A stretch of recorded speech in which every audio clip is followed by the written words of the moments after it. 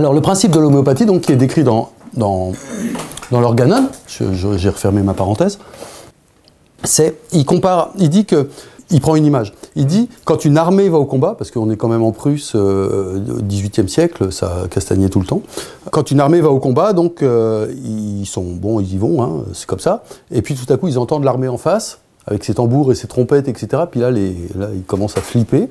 Alors, les chefs qui sont derrière, ils font sonner plus fort les tambours et les trompettes de leur propre armée pour redonner du courage à leurs soldats. Puis après, ils vont tous se faire massacrer sur le champ de bataille.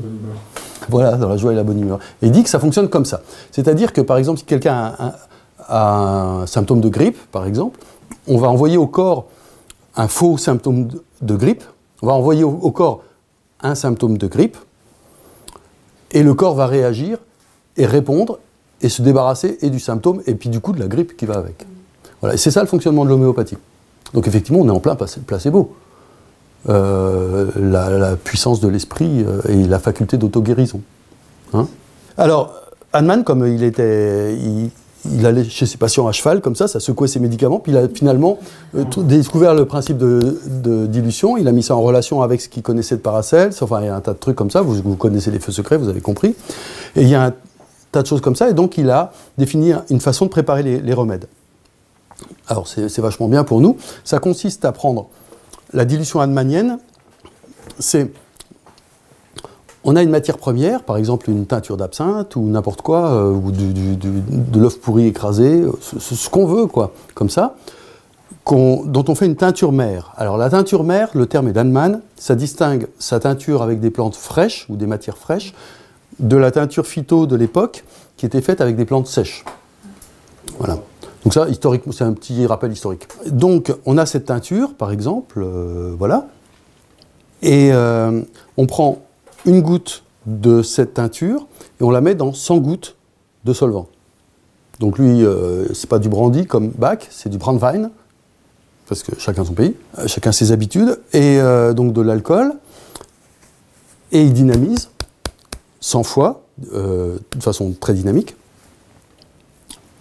et il a sa première dilution hahnemannienne, centésimale hahnemannienne, qu'on appelle CH. Voilà. Donc on prend maintenant une goutte de notre première CH, on met dans 100 gouttes de notre gnôle, à 50, 100 fois, et on a notre deuxième centésimale hahnemannienne de CH. Troisième CH, donc on reprend une goutte de notre deuxième CH, oui, on est sérieux, on continue le travail, oui, on y croit quand même, on met dans 100 gouttes de gnôle, comme ça, on dilue, on a notre troisième CH, qui est une dilution au millionième, on commence à voir les étoiles, et à se demander si on est un peu sérieux.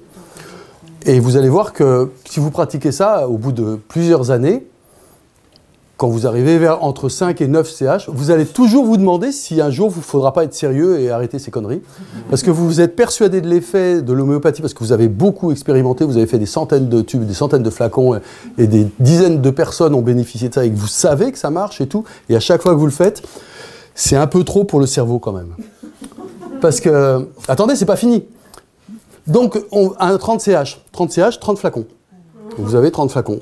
Mais déjà, bon, on a nos 30 CH, c'est ce qu'on voulait. On veut faire des tubes. Donc, on va prendre, il va faire beau, tant mieux. Bon, aujourd'hui, c'est un peu râpé. On met nos granules, on étale nos granules. Moi, j'ai fait sur un sopalin, mais bon, voilà. De notre flacon tube homéopathique. On met quelques gouttes de ce rien, de rien, vraiment, dessus. On secoue pour que tous les granules soient bien imprégnés. On met au soleil, parce qu'on a l'habitude de tout mettre au soleil.